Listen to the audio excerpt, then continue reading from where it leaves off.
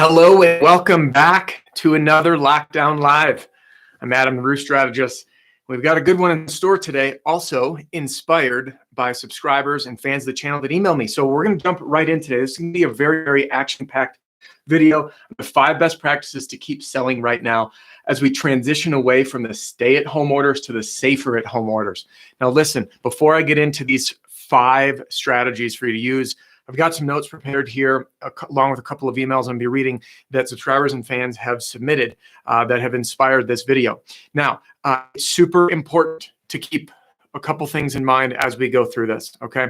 And one is that we're going to need to continually adapt because not every state, I printed it out, I don't have it right in front of me. Every state is lifting stay-at-home orders at different times, going to safer at home. We have counties and cities that are handling things differently.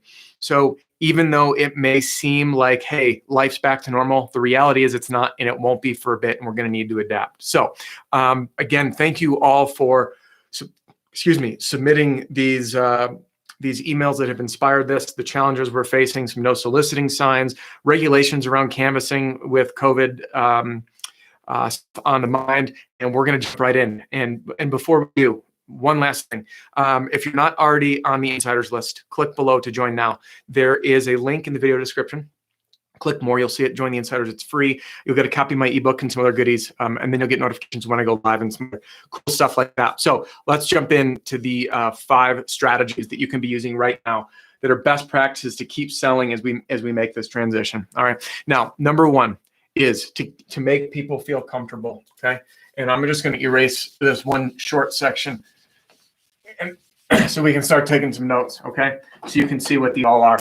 Let me get to the top. Here we go. So number 1 is you got to keep people comfortable.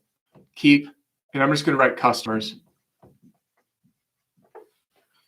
Comfortable, okay? Now, the reason I say that is remember that many of us who are healthy, maybe young and healthy, we went to life as life was. And for folks, let's say you've got someone who has a grave situation, a child struggling with cancer, for example, or a wife or husband who's got a serious illness. We have to be mindful when we're showing it at their home. This is their sanctuary and their safe place. So a couple things that I'd recommend is just to have extra safety precautions in place, whether that be hand sanitizer, whether that mean you wearing a mask or providing masks if you are going to be in proximity of customers, and continuing to offer the no contact inspection, again, using photo and video, and the paperwork. And I'm going to do a shout out to Jason on the channel. And Jason, one way that he was making customers feel comfortable is putting that paperwork into a bag and then hanging it on the door, going back into his truck, calling them, hey, the paperwork's on your door. They'd go grab it, bring it inside, sign it, and then put it back on the door and be done. So again, number 1 is just to make people feel comfortable. This right here will make or break your business. Because you get one person that does not feel comfortable, they're going to spread the word to their neighbors. They're going to see your truck going around. They're going to call the police on you. They're not going to be happy, and they will tell other people because people are taking this really seriously. And I know there's 2 camps. There's like, open up the economy, let's just deal with it. And then there's the folks who are very, very conservative. Okay. Now we have to respect both sides and understand that we'll deal with both kinds of people. And either way, you don't want to tarnish your own reputation. All right. And all right, here's number 2. Let's jump right in. So keep your customers comfortable is number 1. And this is to explain the changes, explain the industry changes, adapted. God, my handwriting is awful. All right, but that's not what you're here for, my handwriting now, is it? So explain the industry changes and how you've adapted. So we're doing this for a couple of reasons, and I'm going to reach in here and grab one of these letters that Jack sent in, okay? So a couple things. The industry is changing. Things are changing because adjusters, which are not always coming out on site. They're having the contractors submit their inspection and photos and videos, okay? Some adjusters are coming out depending on, I know markets are already getting hit by hail and the season's kicked off. So we're doing this for 2 reasons. 1, we want to show that we are ahead of the curve, okay? Because when we show that we are ahead of the curve, we understand how it's changed. This leads into the 3rd point, which I'll be sharing out, which is on the social proof that the industry is moving forward. Things are continuing, right? We are adapting to provide for the people that we serve and keeping safety in mind. So Jack, emailed. Jack is context, because I'm gonna skim through some of this email. Jack is a former insurance adjuster turned contractor.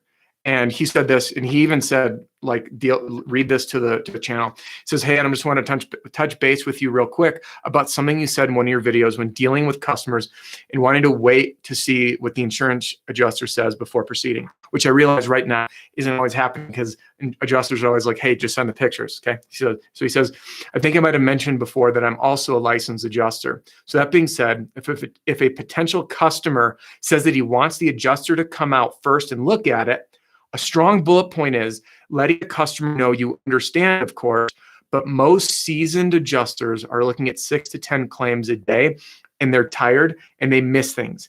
And a newbie adjuster, well, they just don't know any better, and the extra set of eyes really helps. So as an experienced adjuster, I really preferred for the contractor to be on site. But I know new adjusters do kind of take it personally, so you really have to be cautious when dealing with them. I hope this can help some of the contractors out there. Thanks, Jack. So the reason I'm sharing this is because Jack himself, this is always great. Thank you, Jack, by the way, for sending this in and allowing me to share this. So many people out there need to know, your customers need to know what's changing, that adjusters, they have their eyes on 6 to 10 claims, they're out in person, or they are not wanting to be out there with the contractor, such as yourself, to go through the process, and how to adapt either way, right? So the reason I share that is some adjusters, you'll be on site, so you have to cater your pitch. You have to know what's happening in your market. Are adjusters wanting you to just take photos and document the claim, or are they proceeding and wanting you to be on site? Right, to be another set of eyes to help the process go faster. But either way, you're armed with 2 pieces of information. One, I know, hey, Mr. and Mrs. Homeowner, I realize times are changing. Adjusters are actually having us submit the photos, and it's in your best interest to work with a contractor such as myself, who's worked on numerous claims, that I know what to document, what photos to take, and what information an insurance company is going to need to make this claim go through and make it as smooth as possible for you. So that's one camp, right? The other camp is if the adjuster does want to show up, you can explain, I've heard this, I've spoken with adjusters, they're on 6 to 10 of these roofs a day. They're going to overlook things. They get tired. It's not malicious. That's why it's in your best interest to have someone like me present for you, especially during these times, to see it now, see it during the adjuster, and then after, and then post, right? So we're getting our eyes on it a lot more than that adjuster who's there one and done. All right. So again, explain what's changed and how you've adapted and how you're on top. Remember that key bullet point. It's why they need to choose. I did another video, by the way, on how to deal with people that call you a storm chaser, right? And that's the difference between being a storm restoration contractor and a roofer. So if you position yourself as a storm restoration contractor and you can support with getting the photos and documentation of the claim in, it's going to be super, super helpful for you to win the business. All right, number 3. And this is use social proof. Now, what do I mean by social proof? Social proof, which I've shared about, this is marketing talk, by the way.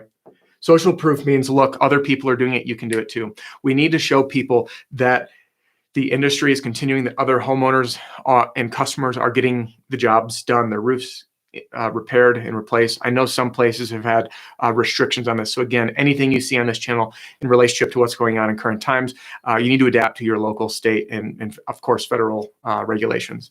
So the reason I say this is to use social proof, to let people know when you name drop, and that you let folks know we are still doing installs, we are still processing claims, and better yet, if you need to overcome those objections, which I did another video, one of the first lockdown lives on how to overcome these common objections, such as, hey, I don't really want to start the roof yet, but get the process underway, right? Take advantage of the opportunity for you to file, to submit the documents and photos for the claim, to start the process. And by the way, I just ordered from a company in Texas. It's the guys and gals that watch the channel know my biggest hobby is mountain biking. So I just ordered a handmade bike from a small company in Texas, in Austin, Texas.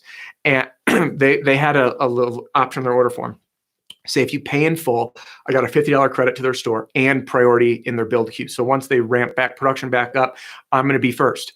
Now, to me, it was worth it. I wanted to spend the extra money to get it first. Otherwise, I'm behind everybody else in the queue with no deposit. So you can use, and I taught a very similar strategy before, is to help cash flow coming in. Say, listen, we are still processing claims. We're getting claims underway.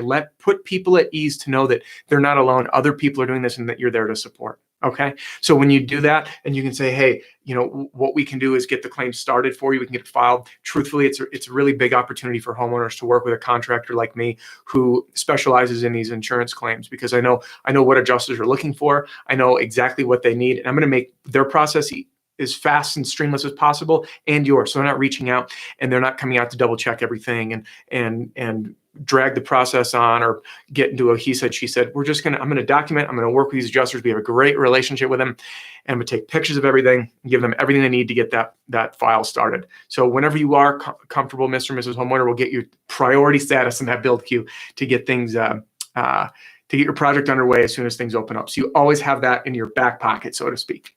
All right. Number 4 is we need to adapt. Okay. And when I say adapt, I'm going to qualify this to local regulation. I'm just going to say reg, so we know. So need to adapt to local regulations. This was inspired by Brian, by the way. So Brian sent a letter. Thank you, Brian. We exchanged a number of emails here, which, by the way, I invite everybody watching, subscribe to the channel, join the insiders, email me.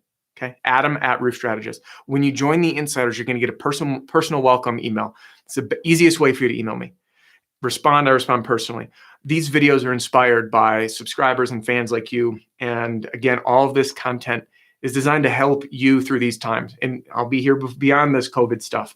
The channel is here to help you market with all your marketing, self-generated leads, and sales strategies for roofing sales. Okay, so this is what Brian says. I have pretty steep goals for the season and have really no way as far as training is considered. I'm being told to just go knock doors. Well, that's fine and dandy. However, we found there's this is all caps, by the way, a no solicitation order due to COVID-19 in the area I've been focusing on. I'm left on my own. I need all the inside info on tools and tactics I can possibly get. Thanks again, Brian. Okay, so Brian faced something where now all of a sudden there's no soliciting. You can't knock doors. This is all out, right? Sorry, that was me fake knocking. If I knock too hard, my dogs will lose it. Protect the house. So anyway, when we need to adapt. So Brian's out there. He's new to the industry. He says that knocking doors was working. And now all of a sudden the one area is working, says no soliciting. What do you do? How do you adapt, right? So you adapt by using, and Brian just grabbed a copy of the Marketing Battle Pack for this reason, is to get access to things like the direct mail letters, which, by the way, I know they're in my battle pack. There's a link in the description. Some people are watching the channel and putting their own one together. If you haven't watched, I did a video on the 5 essentials, the 5 fundamentals for using direct mail for roofing leads. And if you're in a spot that you're welcome to watch that one, or you're welcome to watch that one and see the philosophy of what goes into the battle pack, because it's a very specific type of letter that works really well. So direct mail, then you can do, I've mentioned Jason a ton on this channel because he emails me like almost every day with things to share with people that are working, and I love it. It's awesome. That level of community is just super, super rich. So he's taping these letters to the door. Taping to door. Okay. Now I was thinking about this today. I'm like, what else can you do to get that letter open? So another thing you might be able to do is, again, this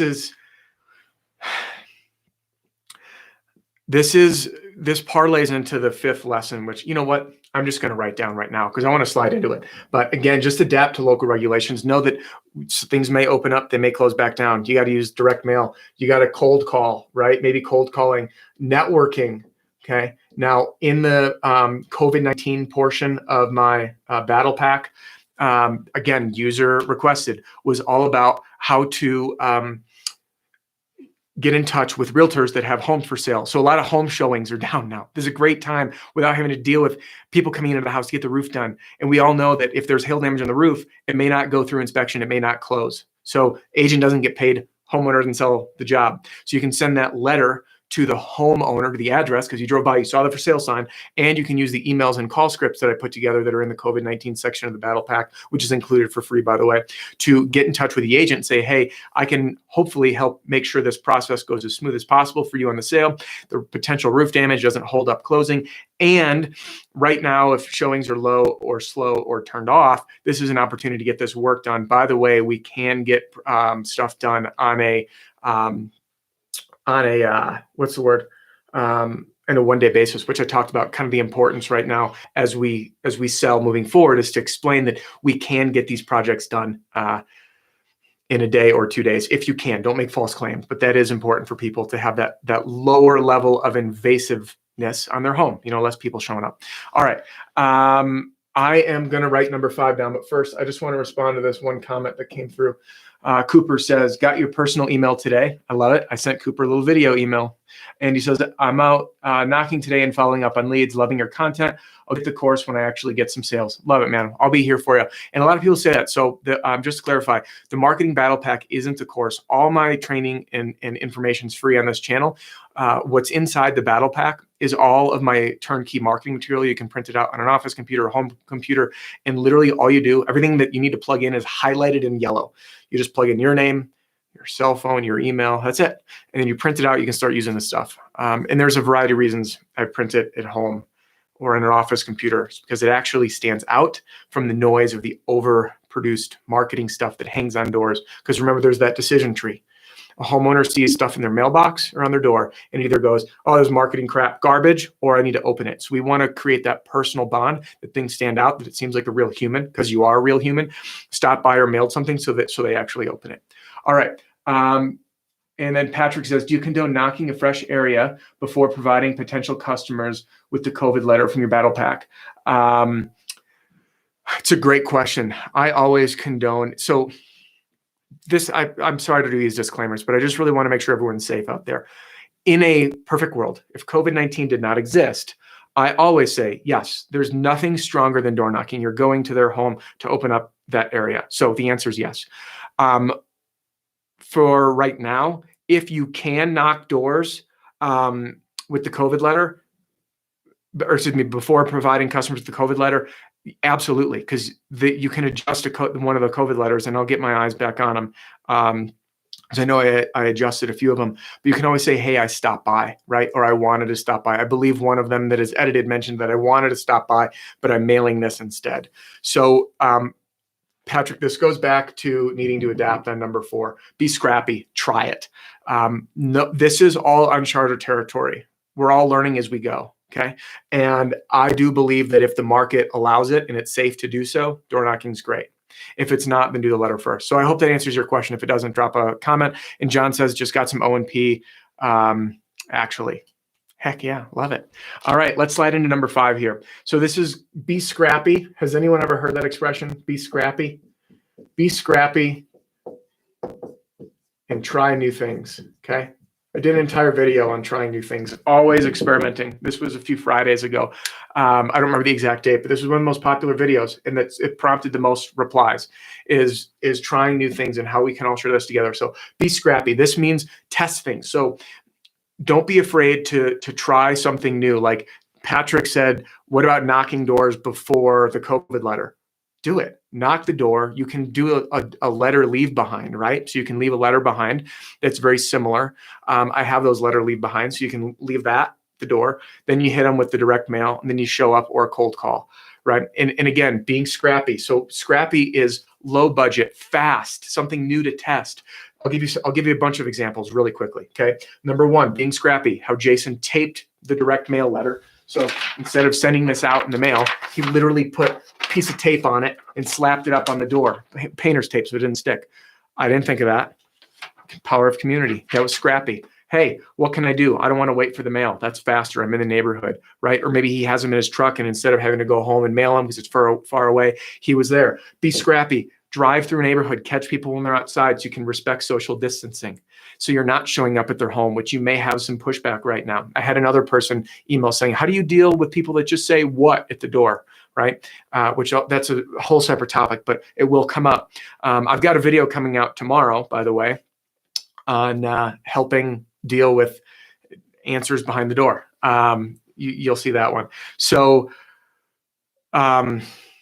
being scrappy might be, instead of just taping the letter, you could put it in an envelope and hang it on the door. You could put a punch in it with a rubber band and hang it and write neighborhood notice, or something that's going to capture their attention to open it, like wanted to stop by to drop this off, or just stop by to drop this off, and then just sign your name, right? Imagine just seeing that. Let me see if I've got, yeah, that shows up here. So if this is a letter and I wrote, just stopped by, I'm just going to scribble, right? To drop this off, signed to Adam.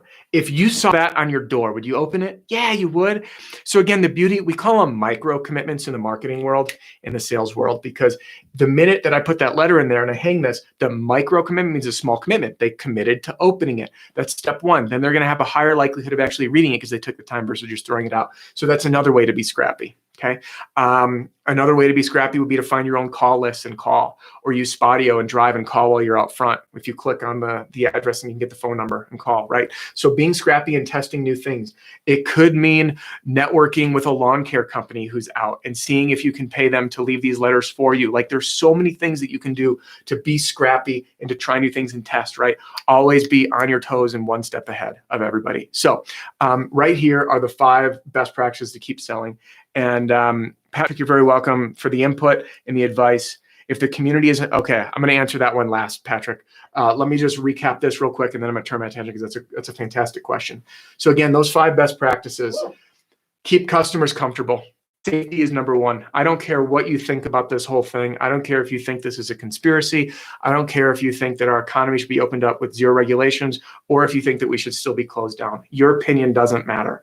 Do you know why I say that? It's not to disrespect you. It's because in sales, all that matters in the customer's mind is, what about me? What's in it for me? And what's in it for them is to feel safe and comfortable, and we are doing business at their homes. So this is absolutely paramount. If you violate this one rule, your reputation will be tarnished. I promise. All right.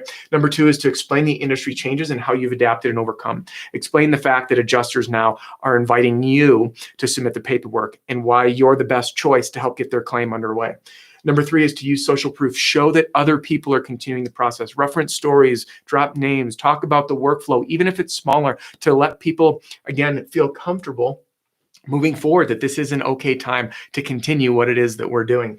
All right. Number 4 is to adapt to local regulation, like Jack had emailed. No, I'm sorry, Brian. The letters fell. Like Brian emailed and said, hey, I was working in this area, and then all of a sudden there's no door knocking. So what do I do? So we got to adapt and overcome. And the best way to do that is to be scrappy and to try new things. And email me. By the way, flush ideas out. I invite those emails. If you opt into the Insider with the link below, you'll get an email, welcome email from me. And you're welcome to respond to that and share some ideas. I'm happy to flesh them out. We're here as a community, and what your win or your question is likely is being had by many. And I tell folks, like, there's no dumb question. If you email me a question, one of 2 things will happen. One, guaranteed, no matter what, you're going to get a personal reply. They're taking me a little bit longer to get to just because the volume of emails I'm fielding these days, but you will always get a personal reply from me. And number 2, if it's not relevant for the channel, I'm going to just reply in a short video to walk you through what I can do to help. Best case, I end up saying that's an awesome idea that everyone can benefit from. You'll see a LockDown live or a future video on the exact topic. So that's all for those best practices. If you like the video, click that thumbs up. Tells me that this content's good, on point, do more, and then subscribe to the channel. If you haven't done it already, I'd love to have you here. You'll get notifications when I go live. And that is that. So Patrick, we're going to close with this I think this was the last question. Thank you for the input. Great advice. If the community isn't wearing masks and gloves, should I? This is a fantastic question, Patrick. This goes back to number 1, keep customers comfortable. So this is also a personal choice. I'll likely get pushback. Some people will say no. Some people will say yes. I will tell you that a lot of cities in Colorado specifically have, and the only reason I'm bringing up Colorado is because this was just in the news that I saw, cities are requiring masks to be worn in certain public places, grocery stores, and so on.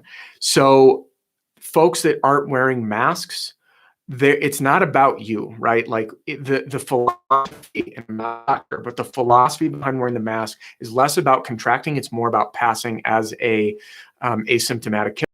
So if we think about this and what we said, keep customers comfortable, they know that they're okay. They're with their family. That's fine, right? They go to the grocery store, they might wear a mask, but they're not going to necessarily wear a mask at their own house. So we just need to take the high road and realize, what could people be thinking? What's going to make them the most comfortable? So anyway, Patrick, I hope that answers your question. Like, do what's right by you with how you feel, what your local regulations are, and what's in mind to keep those customers feeling comfortable. So Ivan says, good chat. Thank you. Thank you all for being here. That's all I have for today. I recommend, by the way, feel free to pass this along to your team. Someone commented saying, hey, hey, I think it was Arizona, like our team's been watching your videos and they're playing it in the office and stuff, which is cool. I love hearing that. So pass this stuff along. If you have anyone on your team, or if you're an owner and you want to distribute to your salespeople, or likewise, if you're a salesperson, you want to distribute to your owner, pass the videos along, especially any ones that like, hey, this could be super helpful. I should share this with the people I'm working with. So again, these are those 5 best practices. If you need a refresher, you can pop through it. I appreciate you guys being here. I just printed out all the dates when the stay-at-home orders lift, but looks like we're going to be doing these for a little bit longer. And yeah, I'm excited to be here with you all. Thanks again. Click that thumbs up. Subscribe if you haven't already. And I will see you tomorrow on another LockDown Live.